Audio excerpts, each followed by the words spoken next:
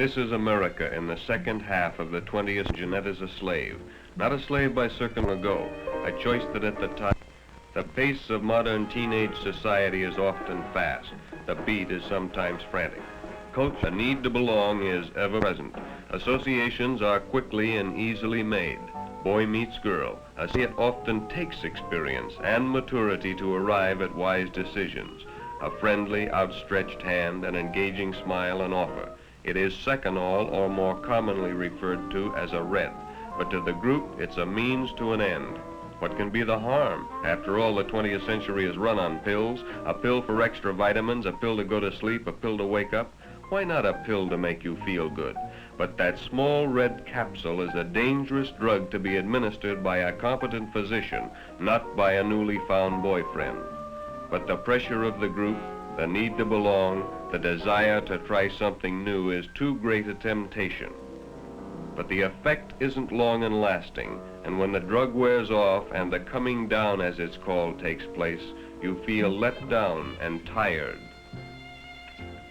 But more persuasion, a greater need to belong, and it isn't long until you try again and again. You try new things, the hypnotics as they're called, seconal or reds, nembutol or yellows, tuinol and phenobarbital, and the stimulants amphetamine, dexedrine, and benzedrine or bennies. You begin to lose track of your friends because now you belong to a group that must move in a veiled world of secrecy because what you are doing is against the law, the constant fear of apprehension.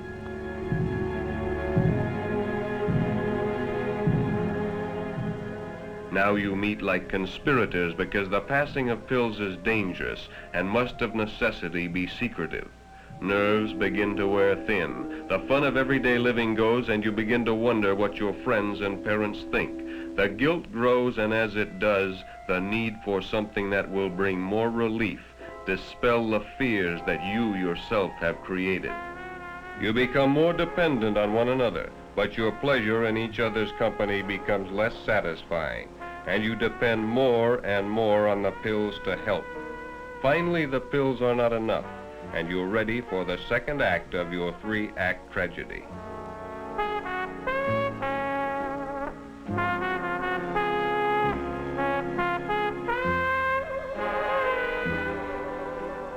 You've heard Mike and the group talk of toking up a joint. You know it means smoking marijuana. Mike is more experienced than you in the ways of narcotics, but until now he has never suggested that you toke up together. But the pills don't give either of you the desired effect any longer, and in the insecurity of your relationship you feel a need to find some new experience to bind you together. So a suggestion that only a short month ago would have been repulsive now is considered. The smell and the taste are anything but pleasing. It makes you cough and your throat becomes dry and hot. You feel like you're floating. You concentrate on one object, a tree in the distance. It's called fixing. As you concentrate, time slows down. You hallucinate, that is, you dream. This is called tripping. Your depth perception is affected.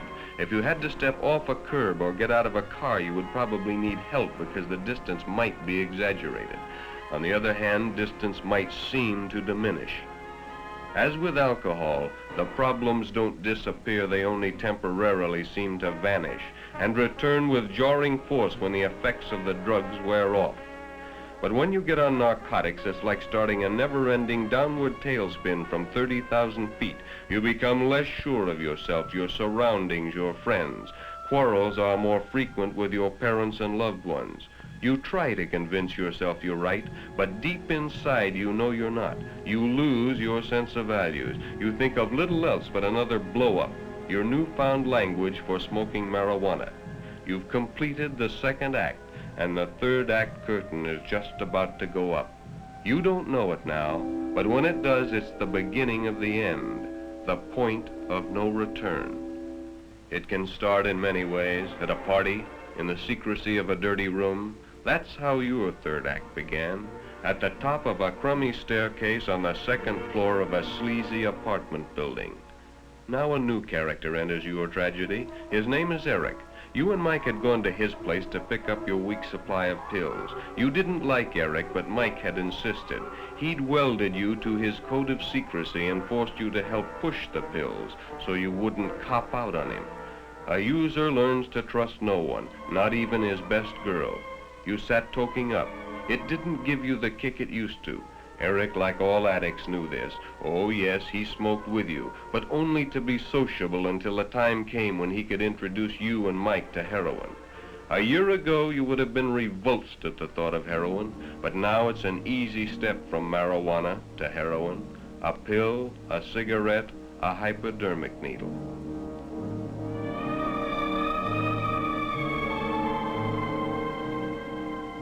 Even now you're afraid. What will it be like? First you'll get a burn, that is, a feeling of warmth will slip over you, and then you'll become nauseated and get desperately sick.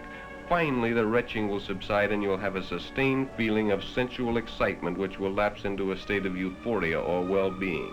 But it won't last, and when you come down you'll be in the depth of depression, consumed by a cancer of guilt.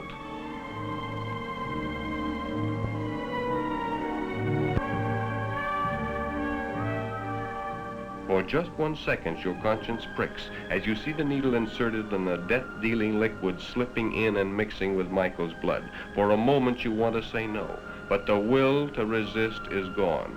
Temptation is ever present. The desire to try something new, something more powerful, is too great. Heroin being one of the most insidious drugs known to man, it only seems like days until you're hooked. You're not turned on any longer. The free ride is over. You're required to pay for your fix. As your tolerance increases, the need for more drugs increases, and this requires more and more cash. Now you're driven to things you would never have considered heretofore by your insatiable need for the drug. Your moral fiber has collapsed, and no crime is beyond your imagination. You are an addict, and your total effort in life is to obtain money to feed your habit. Now you're launched on a full-scale teenage crime wave of your very own, but with each passing day your tolerance increases, and now a fix only helps to make you appear normal and dispel the symptoms of withdrawal. Withdrawal, the nightmare of the addict. You live in constant fear of not having enough heroin to keep your habit supplied. For when that supply runs low and the first symptoms begin, the yawn, the sneeze, the runny nose, and you can't get another fix, you know you're about to begin a living hell. First you're burning up, then you're freezing, then the cramps and pains begin. Each nerve is laid bare and all your senses are magnified. Your whole being is like one giant nerve, raw and exposed to every outside stimulus. This period of withdrawal can go on for a week before the pain subsides and your senses come back to something approaching normal. And for this you steal and live a life of degradation and crime. But in your thirst for money you become careless and Mike is caught. Now you're on your own, and you must support your habit in the best way you can. You live in a jungle of fear. You're forced to deal with Eric alone. Mike is no longer there to help. Eric only laughs at your need and tells you to get money. Money, money, and more money. You're not prepared to take a job. Besides, no job would pay the kind of money you now need. You've got yourself a $50 a day habit. You can't support that slinging hash. So you turn to the only thing you can that will bring your kind of money. You become a call girl. You support that $50 a day habit, but not for long, because your looks begin to disintegrate. Your clients will no longer pay your price. You go from call girl to streetwalker.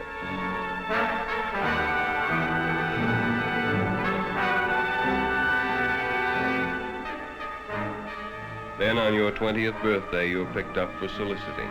Jeanette Michaels, age 20, white, Caucasian drug addict.